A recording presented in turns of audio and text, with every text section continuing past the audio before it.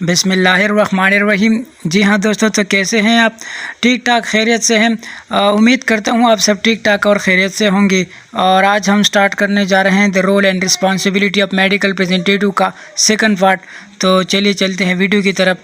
Customer coverage को आप through the tour plan, अच्छी टूर प्लान के ज़रिए आप अपने कस्टमर कवरेज को कंप्लीट कर सकते हैं। जो मोस्ट इम्पोर्टेंट होता है कस्टमर कवरेज क्या होता है, यानी अपने डॉक्टर के साथ, अपने जो एरिया के सारे डॉक्टर हैं उनके साथ आप एक महीने में प्रॉपर मिले हैं या नहीं मिले हैं। इनके 4 विज़िट हो गए, 2 विज़िट हो गए, 3 विज़िट हो गए, किस तरह से आपने उसको विज़िट किया है, तो इसको कस्टमर कवरेज कहते हैं। और उसको तो कस्टमर कवरेज को आपने through the tour planning properly करना होगा। रेगुलर विजिट एंड सेम से शेड्यूल, यानी आपने जो टूर प्लान बनाया है उसको शेड्यूल, उस शेड्यूल के मुताबिक आपने उसको रेगुलर विजिट करना होता है। अकॉर्डिंग टू योर प्लान, यानी आपने अकॉर्डिंग टू द प्लान अपना काम जारी रखना होता है और उसके ज़रिए आप अपनी कवरेज को मेंटेन रख सकते हैं। नो दियर डॉक्टर प्लेस स्पेशलिटी डिजिग्नेशन, आपको पता होना चाहिए कि आप जिस एरिया में जा रहे हैं और वहाँ जो डॉक्टर हैं उसकी क्या डिजिग्नेशन, उसकी स्पेशलिटी, उसकी टाइमिंग, उसकी प्लेस, सारे सब कुछ आपको पता होना चाहिए।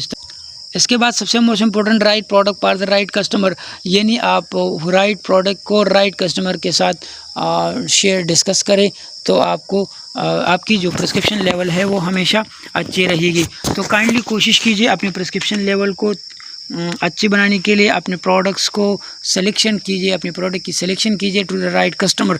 यानी अगर आप कोई डॉक्टर है वो सिपिक्साइम नहीं लिखता और आप वही बता रहे सिपिक्साइम, यानी आपका फीडबैक अच्छा होना चाहिए। इसके बाद आपने राइट कस्टमर को राइट प्रोडक्ट बताना होता है, तो इससे भी आपकी सेल्स और आपकी जो प्रिस्क्रिप्शन लेवल है वो ज़्यादा होगी। तो what is call reporting? Call reporting यानी जो आप विज़िट करते हैं तो उसको आप रिपोर्ट कर रहे होते हैं, तो उसको कॉल रिपोर्टिंग कहते हैं। और पहले ये मैसेजेस के ज़रिए या थ्रू पेपर वर्क के ज़रिए होता था। आजकल बहुत ज़्यादा मॉडर्न हो गया और वो 2-3 ऐप वगैरह आ गए हैं, यानी आईकॉन ऐप हो गया, एमरेप हो गया, या कंपनीज़ की तरफ अपनी कंपनीज़ अपनी तरफ से एक ऐप बनाते हैं और उसमें रिपोर्टिंग करते हैं। तो रिपोर्टिंग के लिए सबसे मोस्ट इम्पोर्टेंट ये है कि आपने जहां विज़िट करना है, यानी डॉक्टर की जो प्लेस है, जब आपने विज़िट की तो वहां से ही कोशिश कीजिए कि कॉल रिपोर्ट करें। ये मोस्ट इम्पोर्टेंट होता है क्योंकि मीटिंग में सबसे ज़्यादा डिस्कशन कवरेज और रिपोर्टिंग पर होती है। तो अगर आपकी ये चीज़ें फुलफिल हो, आपकी ये चीज़ें सही हो, तो फिर आपको ज़्यादा दिक्कत नहीं होती, आपको ज़्यादा बातें सुनानी नहीं पड़ती। और पेपर वर्क, यानी आपकी भी कंपनी की तरफ से सेल डायरी होती है, पेपर वर्क वगैरह होता है, तो आपने उसको कंप्लीट करना होता है। एक्सपेंस रिपोर्ट आपने कंप्लीट करना होता है, यानी आपने जो एक्टिविटीज़ वगैरह करते हैं या एक्सपेंसेस वगैरह बनाते हैं, तो आपको ये कोशिश करना चाहिए कि 1 या 2 दिन या हर डेली आपने इन चीज़ों को अपडेट करना होता है डायरी में। एक्टिविटीज़ रिपोर्ट आपने बनानी होती है, आपने उसको उस पर नज़र रखनी होती है और उसको एनालिसिस भी करना होता है कि, और डायरी में भी लिखना होता है कि आपने जिस डॉक्टर्स पर एक्टिविटीज़ की है उसकी क्या रिपोर्ट है और उसकी क्या पोजीशन है। सेल्स रिपोर्ट आपको पता होना चाहिए, इन सेल्स की, आपकी वीकली सेल्स को आपको पता होना चाहिए, आपको मंथली सेल्स का पता होना चाहिए। उन चीज़ों को आपने फिर डॉक्यूमेंटेडली आपको आपके साथ होना चाहिए। इन सेल डायरी में भी, डेली डायरी में ये सेल रिपोर्ट आपने डालने होते हैं। टेक रिकॉर्ड्स, आपने रिकॉर्ड्स रखनी है, यानी आपके पास होना चाहिए कि आपकी डेली रिकॉर्ड्स, यानी आपकी डेली सेल्स क्या है, आपकी डेली अचीवमेंट्स क्या है, आपकी डेली टारगेट क्या है, और आप क्या, आपकी क्वार्टरली रिकॉर्ड्स क्या है, आपकी क्वार्टरली सेल्स क्या है, आपकी गोली गोसम, आपकी ये सारी चीज़ें आपको पता होना चाहिए। तो इसका रिकॉर्ड्स आपके पास होना चाहिए इन डायरी, इन लैपटॉप, इन मोबाइल, ये चीज़ें आपके साथ होनी चाहिए।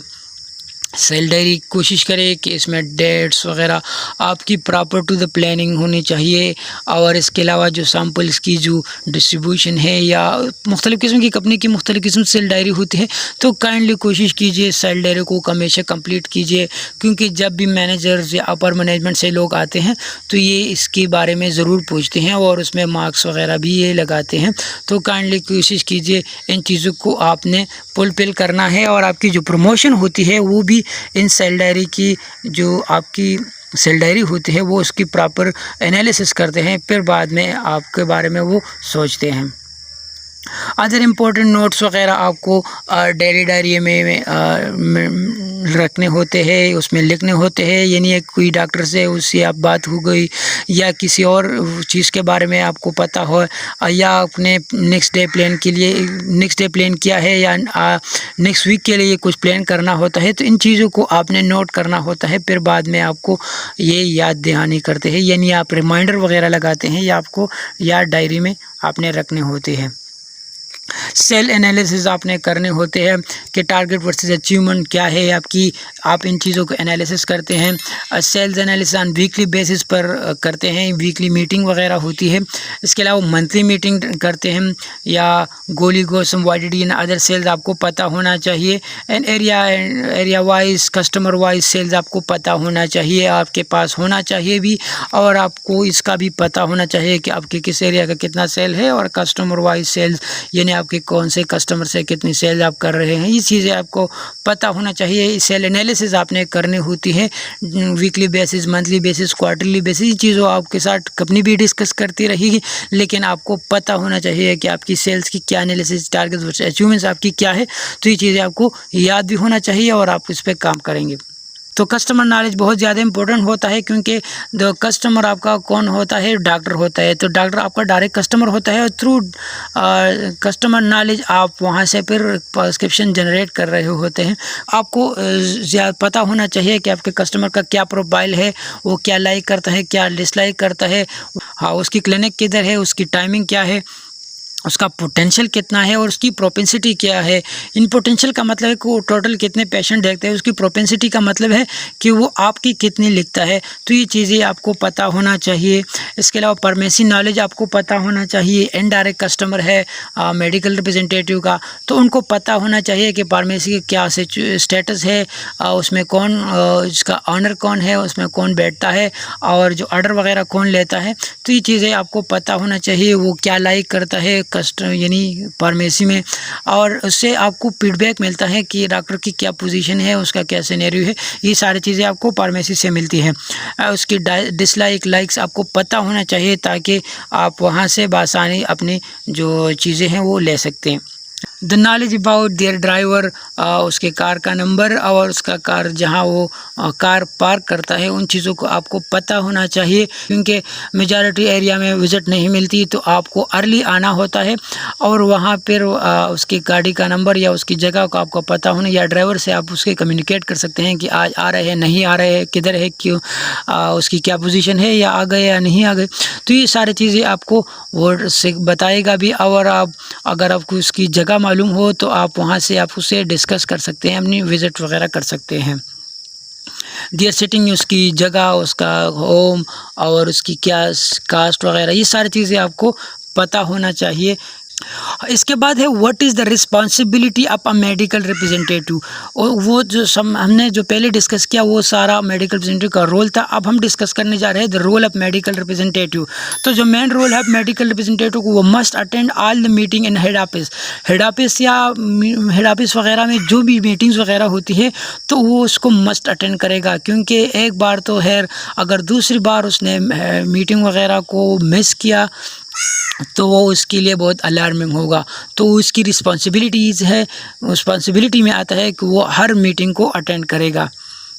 Maintain good relation with your boss, with other seniors, with positive attitude. उसकी सबसे बड़ी रिस्पॉन्सिबिलिटी ये है कि वो मेंटेन रखेगा अच्छा रिलेशन, हेल्थी रिलेशन, एक अच्छा ताल्लुक़ वो रखेगा अपने बॉस के साथ, अपने सीनियर्स के साथ, और अच्छे एटीट्यूड के साथ उसके साथ काम करेगा। तो ये इसकी रिस्पॉन्सिबिलिटीज़ है। और इसके अलावा be professional with customer and all field worker. कोशिश करे कि बी प्रोफेशनल रहे, यानी पैंट शर्ट पहने और साफ़ सुथरा कपड़े पहने, ये आपकी प्रोफेशनलिज्म है। इसके अलावा आप अपनी जो फील्ड के रिलेटेड जो काम है, आपके फील्ड के रिलेटेड जो लोग हैं उसके साथ भी प्रोफेशनल रहे, तो आपका भी इमेज हाई रहेगा और कंपनी का भी इमेज हाई रहेगा। इसके अलावा don't do such activities through which your company image damage.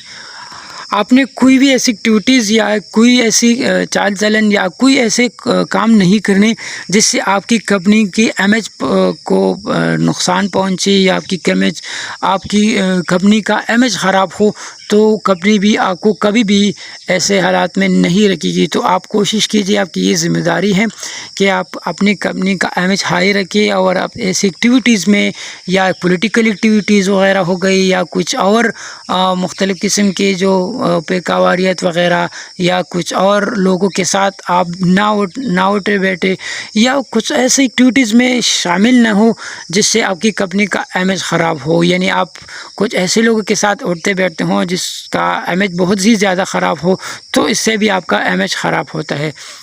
तो कोशिश करिए कि ऐसे एक्टिविटीज़ या ऐसे लोगों के साथ ना बैठे, ऐसे काम ना करें जिससे आपकी कंपनी का इमेज ख़राब हो।